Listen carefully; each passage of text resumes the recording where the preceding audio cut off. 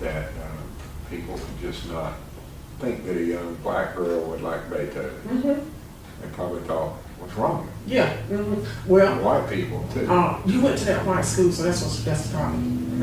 You went to fire, so that's the problem. I bet there wasn't a lot of young folks at Pike listening to Beethoven either. No. So that's where you picked up country and western. Right. That's right. And I love some country and western music. Not all, but some. I really do. And so because I went to Pike High School before they were fully integrated, that's where I picked those annoying habits up. That's where I got those annoying habits from. And I tell them no. Part of it was because as a youngster I was exposed to it because my mom and my grandma and my great-grandma, they were all domestics. They worked for whites, and whites had the whites they worked for had this stuff in their homes. I'm not saying we went with them. Sometimes when mama couldn't get a babysitter or grandmama wanted to take us to help her out a little bit, we would go with her. But me or my baby sister would go with her. And we would do whatever, we help her polish the silver. Help her work. Did you ever play with the kids? William and Betsy Hunter, who played, William was my age. Betsy was a little older. She was college. And Ted was a baby. And we would play. Yeah. We would sit and play, but we would play marbles or, Rick Rag, stuff like that. We never played anything other than that, No teacher, no doctor, no lawyer, the stuff the kids normally play back in that time, hopscotch, something like that. And but because I went to, and it was my choice, because like I said, before the 71, you no longer had a choice of where you went to school. Right. You went to fight, regardless. There was no ifs, ands, buts. Up until 71, from 67 to 70, you could choose whether you wanted to go to Darden, whether you wanted to go to Coon, Frederick, Woodard, or whether you wanted to go to fight. There wasn't a lot of people at first that... No, not a lot. So, like I said, I spent my 8th grade year at Darden, my 9th grade year. I was like, let me go, see what the other half looks like. So, that's why you got those annoying habits, child, because you went to Pike High School. And by the time the rest of us got to Pike High School, believe it or not, some of you guys began to accumulate some of those annoying habits. You began to like the Beach Boys, Steppenwolf, you begin to like the Muppets. You begin to like golf. Oh no. Yeah, before that, but that was part of our PE. We had golf, we had bowling, and I'd never been bowling until I went to Pike High School. I didn't know what the game of golf was until I went to Pike High School. Tennis, believe me. There wasn't a tennis court over here. No way. Didn't know what a racket. The closest thing I came to a tennis racket was the badminton racket. And I thought they were one and the same. So earlier you were talking about when you were a child and there was the signs up, whites only, white at the water fountain, and Rose's lunch counter separated. Do you remember as a child when you first realized that meant something, what it meant? You know what I'm saying? Yeah, and I'll tell you how. Like I told you, my dad worked he was janitor at the courthouse. And everybody would come, every white person would come in that courthouse and was always addressed as Mr. or Mrs. And I would, whenever they wanted my dad, they wouldn't say Mr. Anderson. They wouldn't even call him by James. My dad was short in stature. He was 5'4". They would always say, Little James, I need for you to do so and so and so. Little James, I need for you to do so. And I'm saying, my dad's a World War II vet, How old were you? I'd say 10. I said, what's up with this? He's a vet. He's got a first name, even if you don't want to call him Mr. James is his given name. So why are you calling him Little James? Yeah. Little James. And at first I thought, okay, because he was short in stature, 5'4" to be exact. Yeah. But then later on, I started to think about, I don't get this. I mean, what is this? Why? What's different about me? you know, some of the girls would come and they would buy candy and they would be treated, I wouldn't say like a queen, but you know, what do you want? This should you want that? But when I would go to the counter, it's like, what do you want? Yeah. Or this is all you can have.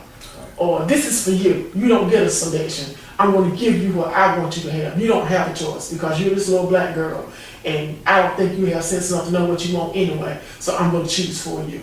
And it struck me as odd, you know, as why could Susie go and she said, well, you know, I want that one right there, or I want this one, and she could get it. But when I went, and I may have wanted the same thing, but no, you couldn't do that. That wasn't for you. Nice, powerful impression on a 10-year-old. It scared me at first.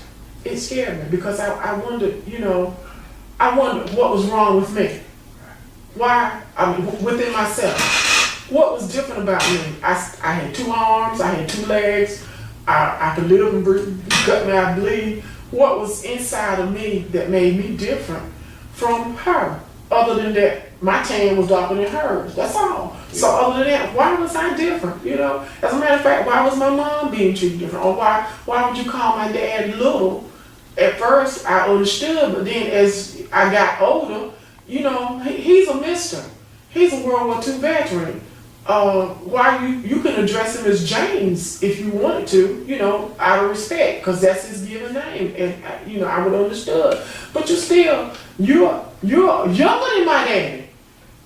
I remember Sheriff Wayne Gay when he joined the police department as an officer. He would call my dad Little James. And he was young. And he was younger. He was younger. A lot of them, 10 on the police force. James 10. Yeah. Little James. And they were all young guys. And it struck me as odd. Yeah. You're younger than my dad. Why are you calling him Little James? I'm not saying you know, I knew you're not gonna call him Mister. So this is when you kind of Begin to consciousness. See. Begin to see that things were not right. And then, so there was a civil rights movement here. Right. And there was marches. There were marches. I remember distinctly. Did you marching to march? To Colony Theater at the time. We wanted to be allowed to sit downstairs because at the time we could go to the Colony Theater, and it was on Goldsboro Street, Goldsboro Street, because Drake was on Goldsboro. We could go to the Colony Theater and see any movie we want to, but we were not allowed to sit downstairs. We had to sit upstairs. And if you got anything from the concession stand, and I'll admit, I used to do this too, I'd take my popcorn and throw on the white kids that were sitting down and throw ice down at the white kids that were sitting downstairs. But then we started thinking, you know, I'm just as good as they are, why can't I sit downstairs too? And so Reverend Watkins organized this march. At the church. Yeah. And he wanted all youth. No, I mean the parents, they could come for support, but he wanted all the youth. And we marched from the church to the Colony Theater because our Congressman Butterfield was in that bunch, Milton Fitch, Tony, who was in that bunch, his sisters, Patricia, Christine, all of us were in that bunch. Yeah. We marched up to the Colony Theater with our little signs. You know, we want to be allowed to sit up downstairs. We did this for a solid week, and then guy said, okay, since you won't allow us to do that, then we'll just stop coming to the theater, period. We just won't come. And so we stopped going, I guess for maybe a month. Yeah. And so that was some revenue that they lost, and so they finally relented.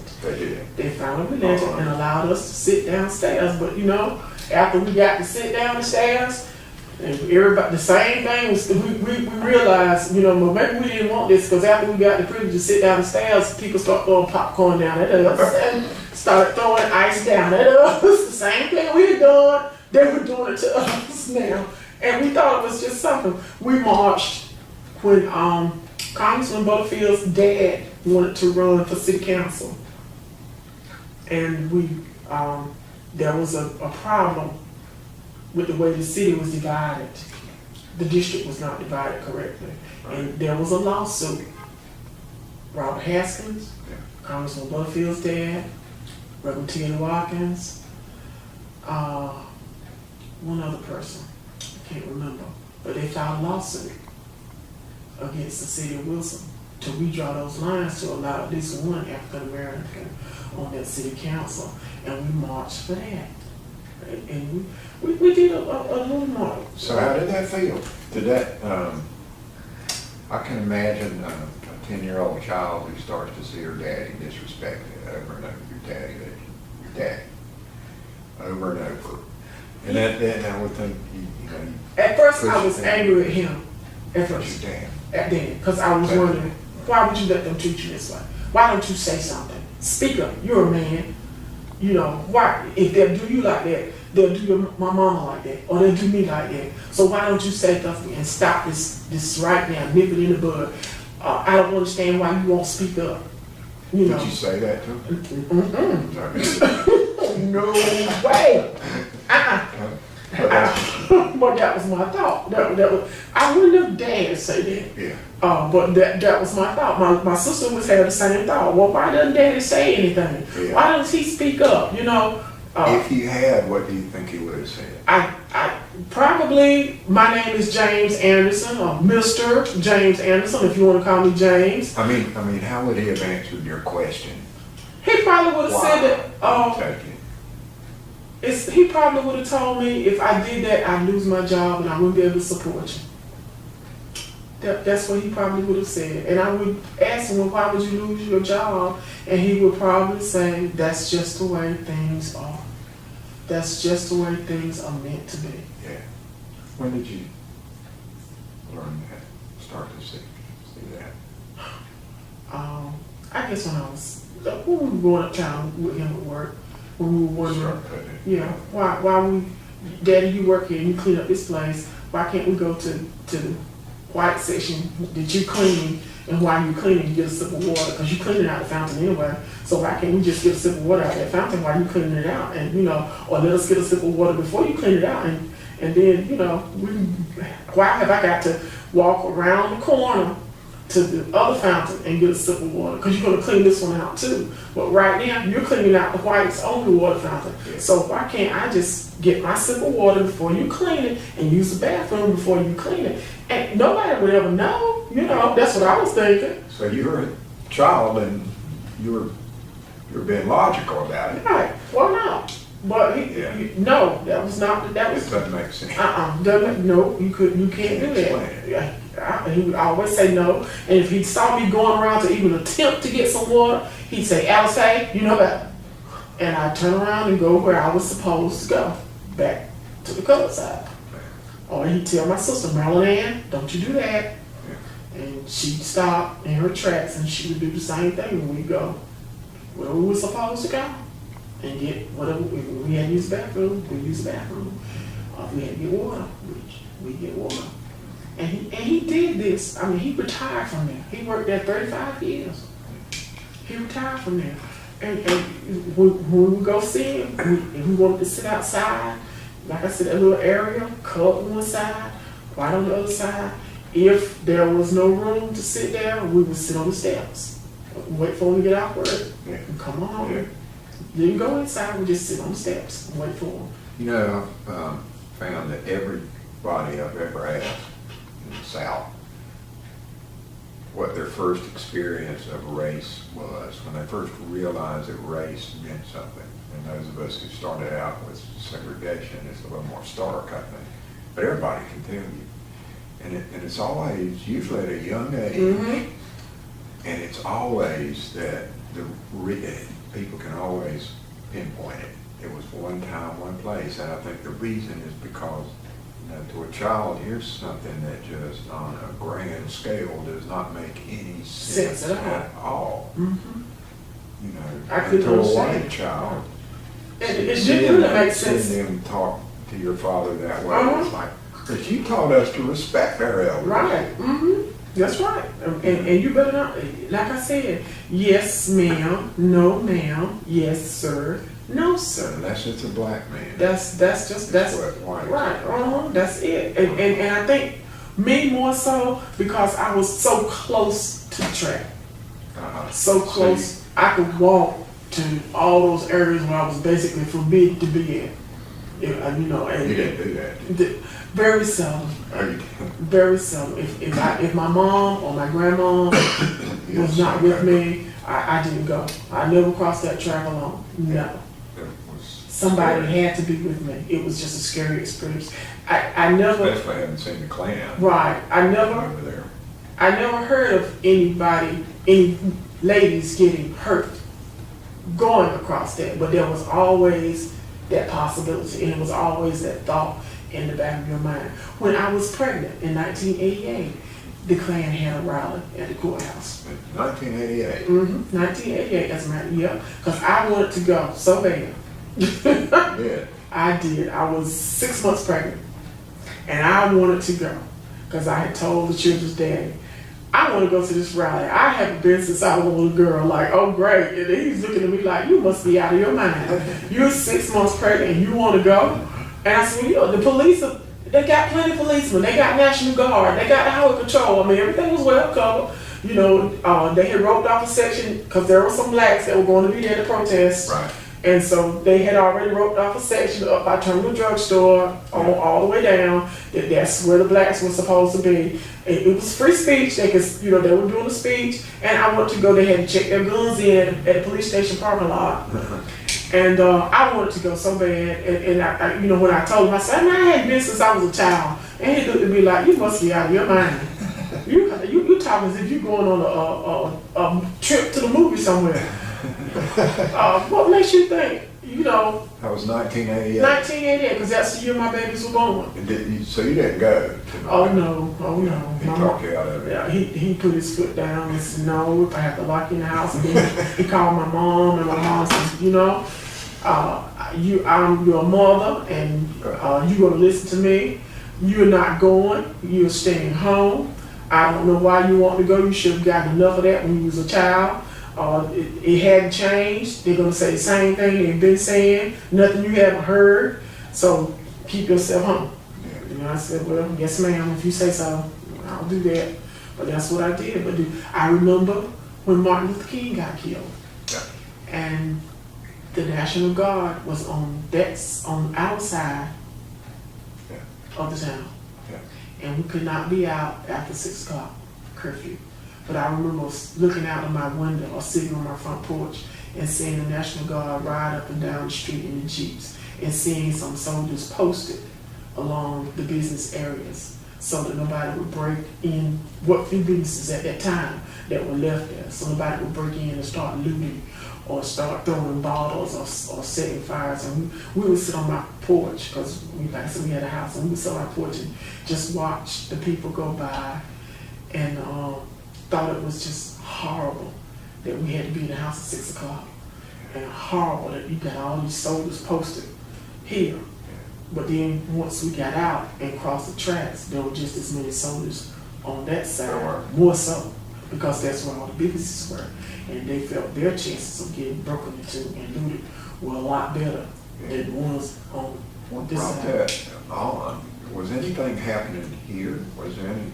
I mean, I know in the national news, Detroit and the cities. There was a little bottle throwing, Yeah.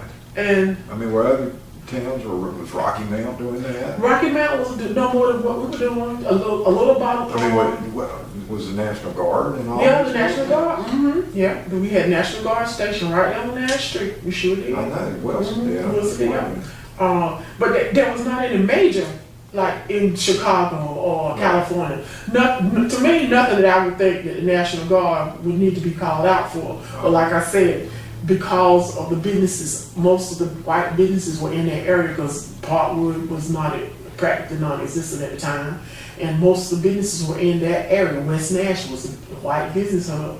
Most of the businesses were in that area. Your Firestone, your Pennies, your Sears, your Winn-Dixie, your Branch Bank, your First Citizens, Tasty Freeze, all of those were in that area. Your Rays and Cox, the photographers. Right. So I guess they felt, we're going to get some people down here just in case us decide we want to go crazy. And we threw a couple of bottles. People were angry. Right, and they were angry. We broke a few windows. Don't remember any cars being turned over. Don't remember any fires. anything like what was on the grand scale in the bigger cities. Yeah. And I would wonder, well, why we got the National Guard here? We're not doing as much as they're doing in Chicago or in Washington or in California. So why have the National Guard here? But the National Guard will rock him out. Same thing. So, can I interrupt a second? So that feeling of anger that was about to, and fears that it was going to explode and burst out, was going to be on these riots and stuff. Yep. But the anger was real. The anger was real. Justified. Right. Have you noticed any similar feelings at all this week after the murders in Charleston? After before that, with the recent police shootings, there is an anger. So you say that it's similar. It's similar. There is an anger. There is an anger, and if it's not dealt with properly, and I do mean, when I say properly, I mean brought to the forefront why these things are happening, it's going to continue. There's going to continue to be anger on both sides. Yeah. And the young fellow that did the shooting, he was not born that way. And I tell anybody, oh, he did that, and yeah, he did that. He was old enough to know right or wrong. But you have to go back at some point and say, look, he didn't come out of his mama's womb waving a Confederate flag and saying, I'm going to kill all blacks and Jews and Catholics. He did not do that. Children are not born that way. And that's where we need to start educating our children at a very young age to see no color.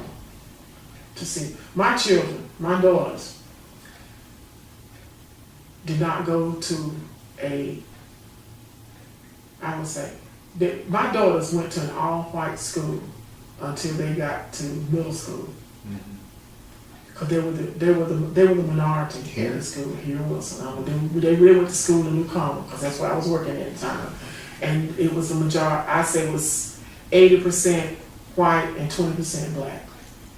And they were not exposed to a majority black school until they came to Barton, to the middle school, where it was 80% black and 20% white. Right. And to them, it was a total shock. It was a total, to them it was like out of their element because they had not been exposed to some of the things that, the kids were exposed to. Some of the things they knew, some of the things they didn't. And I say, if we don't start with our young people, educating them now, that it doesn't matter what color you are. You have a heart like I do.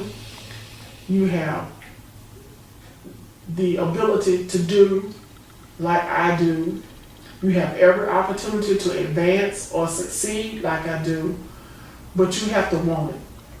The young parents these days, they're not pushing that agenda. They're not stressing that agenda. They're just saying, go out here and get money as quick as you can. This is a microwave generation. Quick. And there's some instances, okay, but parents are not pushing it. And until the parents start to push it. Our parents are younger. Yeah. They don't know their history as well as you know more about African American history than maybe my 22-year-old neighbor. And she's got 2 kids. She's got 2 kids. She doesn't know her heritage. She could care less sometimes because nobody has ever sat down and said, well, this is what happened this time. Just like this place. A lot of people know this place exists. They know some of the stories. They know some of the faces. They've encountered some of these faces, but they don't know the story behind them. Nobody's telling them the story behind them. And I'm hoping this is going to be a stepping stone. That's exactly. And get them interested in knowing this is where I come from. This is where my beginning is. And until we start pushing that agenda with our little ones, while they're impressionable and while they're haven't built in their minds and had their mind set already that I'm black and I'm gonna be this thuggish mentality, as I call it. Yeah. Well, it's the same thing. But we have to educate the older folks too. Yeah. You can think about the school system. The school system does not teach this history when it teaches U.S. history. And it still teaches, for example, that slavery ended because a white man signed the Emancipation Proclamation. Right. But there's no way to teach that That's story. right. There were Yes. 180,000 escaped slaves that fought for the North, the Union, Mm-hmm. freed themselves, saved the Union, and in fact, a lot of historians now say that Lincoln would not have signed that, That's right. except that he knew that was the only way to win the war. Mm-hmm. And So now look at that story. Who Right. won the war? The slaves who had escaped and freed themselves. but the same thing, about the same thing. It's not taught that way in Right. school. People don't know. There are a lot of people that are unaware that the Confederate Army had slaves. Were in the Confederate Army. There were slaves in the Confederate There Army. was a handful. A handful. Yeah, but they They don't were say. marched off. Right. They were slaves. Yeah. But you know they don't know that, and it's something they need to know. And if the school is not going to teach it, or it's going to teach a segment of it, then it's up to us to teach the rest, to let them know this is where you come from, this is your heritage. I was fascinated, and I've always been fascinated by Nazi Germany. And I'm a teacher. I taught kindergarten. You're all For familiar. 30 Okay, go ahead. But I've always been fascinated with World War II and Nazi Germany and Hitler. And I think about the Jewish culture. They start educating their children about the Holocaust early, very early. And so they're aware of their heritage. We teach our kids, yes, you were slaves, Lincoln freed you, and that's it. You may know about Martin Luther King. You may know about Exactly. William Hale. And you only hear about it in February. Black History Month. You may know about some other black inventors. Michael Jackson, Michael Jordan. Yeah, they're fine. That's good. That's history too. But there were some people that paved the way for them before they even got famous. People that you don't hear about, and these are things that you need to know about. Even within Wilson, your leaders in Wilson that paved the way for you. You need to know about them too, and just know where you come from. So in the slavery is usually taught as with a sense of shame, but the fact is, if history were taught as it was, as it really happened, there was always staunch resistance. There was always, W.B. Du Bois documented this, there was just massive waves of runaway. He called it a mass strike. Right. Runaways escaping, or theft. I mean, the law would call it theft, but if you're owned, I wouldn't call it theft if you're taking the owner's pig. Right. I mean, that was common. They would. So if we looked at slavery in terms of the massive resistance that black people who were enslaved were doing, it could be a source of pride. It is. And it leads into the modern incarnation of the civil rights Right, movement. but you have to take the time to look at It it. makes what we would, America has never come to terms, as some theologians have said, with its original sin. And we have never had the conversation like they try to have in South Africa. Right. We just never, and we pretend like it didn't happen. It's gonna all go away. It's like you beat a man down in the street, you're beating him, you're hitting him. Finally you see the light and you say, I'm not going to hit you anymore. And I go away. You go away. And I look over and say, well, why didn't you get up? Forgetting that I've been beating you for the last 3 hours, you're a little bit bruised. Why am I not there helping you up? That's right. I think it's... Why don't those people get over it? How many times have you heard that? I've heard it all my life. I think any culture. And so that's where I think we are now. I think that's the edge of the movement. If you start, and I think we should study each other's cultures too. Yes. Because I like I said, I've been interested in Germany. I just recently started to look into the Japanese that were interned during World War II here in the United States. Yeah. And at first when I heard it, I said, you gotta be kidding, this didn't happen.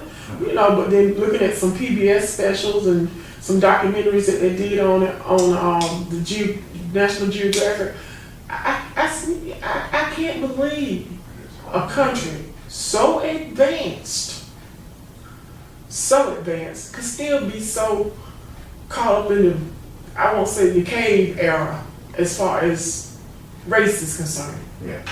That's for Japanese Americans. Right. Yeah. They weren't Japanese per se, just Japanese Americans. We need to know. We need to tell each other about each other's the things that we've accomplished. I need to brag on what we've accomplished. The Indians, how they produced a code during World War II. Yeah. We need to know. The Navajos did a code for World War II that helped us win the war with the code that the Germans couldn't crack. You need to tell everybody your little piece of the melting pot. And if you tell everybody puts their little potato in, or the little carrot, or the little piece of stew beef and stir it all together, it will make the best stew possible. That's great. Yes, it would. It would be so much richer. So much richer. It tastes so much better. Mm-hmm. It really would. And we wouldn't be afraid. No. Wouldn't be afraid. of starving. Wouldn't be afraid of each other. Mm-hmm. Wouldn't be afraid of each other at all. I think we probably should knock off for now. That's fine. I'm going to get back and close up the library, but I appreciate all this time. I'm glad. If you need more, let me know. I'll be more than happy to. It's been a pleasure. It really has.